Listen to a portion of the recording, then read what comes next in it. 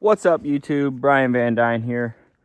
I wanted to do a video kind of updating you guys on this Peterbilt that I bought back in 2020.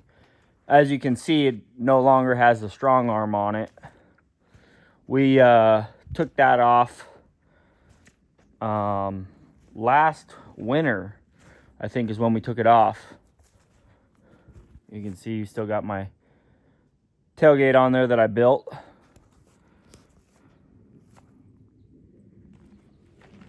So, you're asking, why did I take the strong arm off? You know, was it worth it? Should I buy another super dump? That type of deal. And let me break it down for you, why we ended up taking the strong arm off of this and why we did what we did. And I'll give you guys kind of an update on just the whole reasoning behind all this. So the main reason why I took the strong arm off is this right here.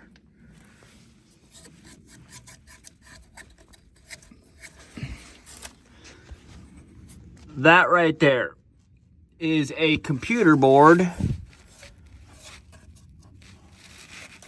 It's got little lights and stuff here and there, and it's basically a computer board. This thing decided to fry on us. It fried. And it is a proprietary part from Strong, which means only Strong makes it. But here's the kicker. Strong doesn't even make that. They have it imported from China or wherever they have it imported from. They don't actually make those, right? So when the strong arm stopped working on this truck because of that computer board, I dropped the truck off at Pape Kenworth in Lakewood. I said, hey, you know, the strong arm, it's not working. Something's wrong. I've diagnosed it. I can't figure it out. It's something electronic, is what I told them. I'm like, I can hear the PTO engaging. It's just, you know, something's not working right. Anyways, dropped the truck off at Kenworth. It sat there for 4 or 5 days. They finally got to it. They couldn't figure it out. They didn't know nothing about strong arm, which, big shocker, I already knew that. So then I show up and I help the technician diagnose. You know, I brought my Strong booklet that has the circuitry, the circuit diagrams, troubleshooting, this and that. I will say Strong does have a really good manual if you can get your hands on it. I have one. People that buy them, they usually come with the truck if you buy it. So we were able to diagnose it. And when we were able to put power onto the little laptop, you know, the technician was in there and I was out here and I noticed smoke was coming from this thing. And anyways, we diagnosed that was the problem, right? This was last year, 2024. And so I call Strong up and I'm like, hey, I need this computer board that goes on the side of the truck. I need it like pronto. I don't care, ship it red or whatever you got, whatever it's going to cost me. I need it now because we're like in summer. It was actually at the beginning of summer, I think. And I was like, I need this thing now. You know, I'm done with your stupid strong arm products causing me downtime 24/7 every single year. And so I need this thing now. And they're like, well, we don't have any in stock. And I'm like, how do you not have a proprietary part in stock? And they're like, well, we're not even making them anymore. And I'm like, oh, great. So they tried to sell me their manual switch kit that basically turns this truck from the tablet version into manual switches, and it gets rid of that.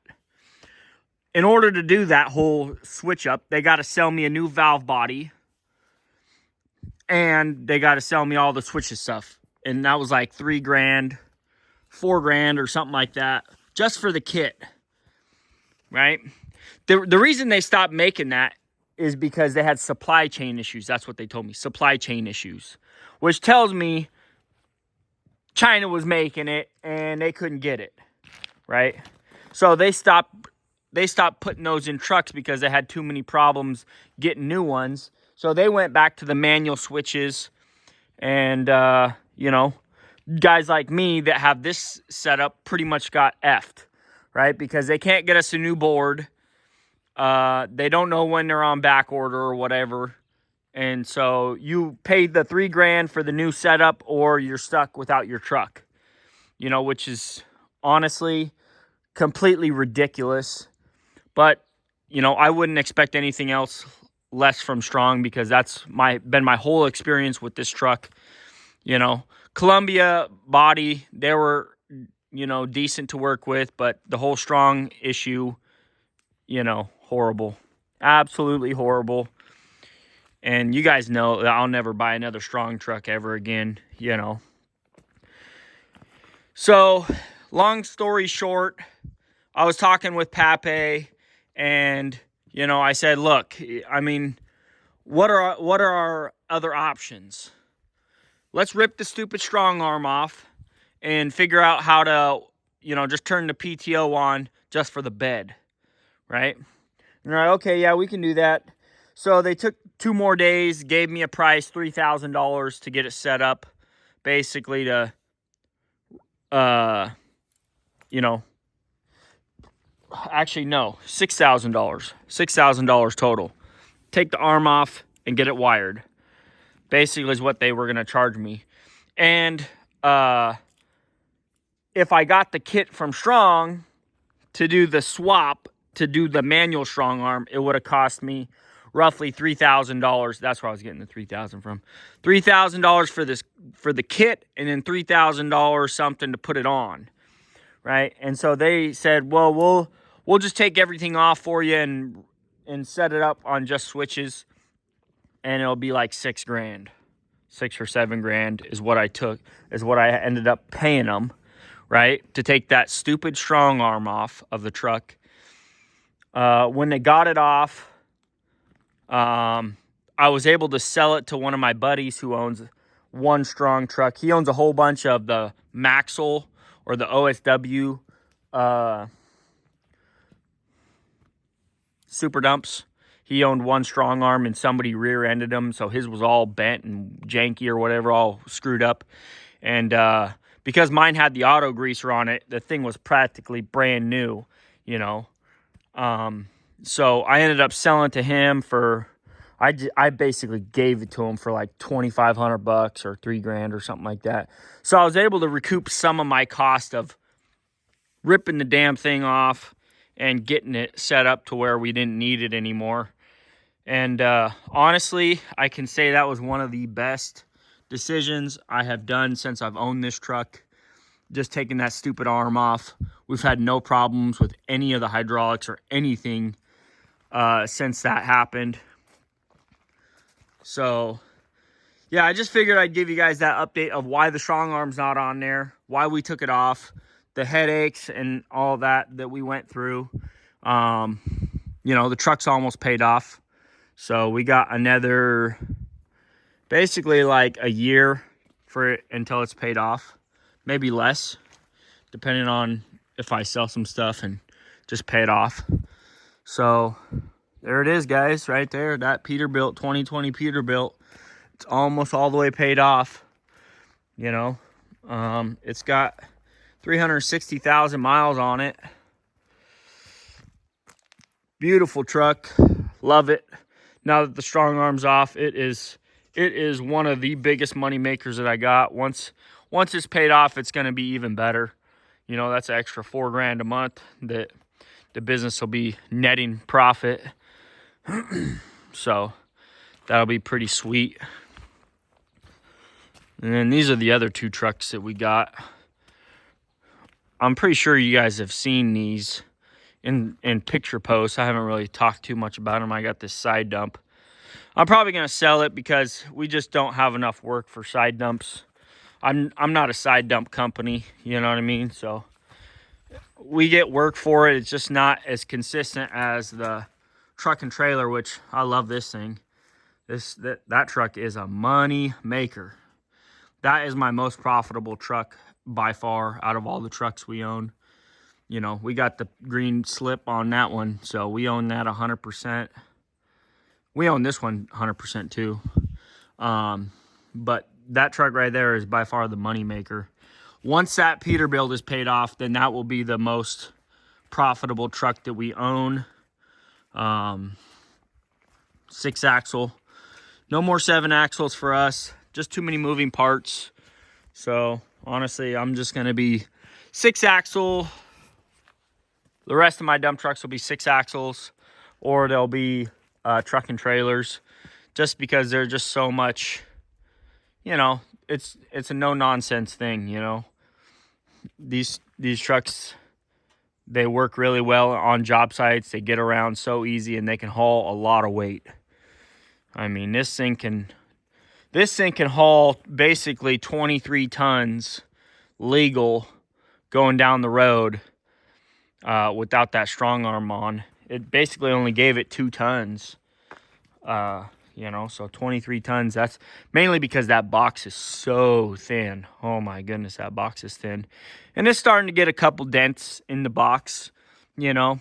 But I anticipate this box lasting at least minimum 10 more years. You know, maybe 3 or 4 years down the road, I'll have to put a liner in it. Or maybe, you know, when I get some money built up, maybe within a year or two, I might put a synthetic liner in it. Maybe not though, I don't know. Just kind of gonna weigh the options. Once that box is toast, I'll be copying the other box that's on the newest Kenworth, you know, with the heavy duty floor, the high lift tailgate. I mean, that is the dream setup, honestly. And you know, the good thing about this truck, it is set up for a pup trailer. So if I need to throw a trailer behind it, boom, throw one behind it. You know, you can pick trailers up all day long for, you know, 15 to 20,000. So that's the beauty of these 6-axles. And when a trailer is behind a 6-axle, if it's a 3-axle trailer, you don't even have to spread out. You got so many axles on the ground. So it really is a nice setup. You can find those 2-axle pup trailers with the Millennium steerable 5th wheel type deal on it. But honestly, I mean, the premium you're paying for one is not worth the cost, right? And on top of that, you have to stretch out, right? And drivers don't want to stretch out. They're lazy like that. They don't want to stretch. So it's just easier to just 3 axles and run it, you know. So anyways, guys, hope you enjoyed the video. We've been super busy. We just had our 4th child. We just had another son. So I got 2 boys and 2 girls now. So 4 kids. Van Dyne clan is growing, you know, so we're doing good. We're doing good. And I just figured I'd give you guys that little update, and I hope everything's going good for you guys, and I'll catch you guys on the next one.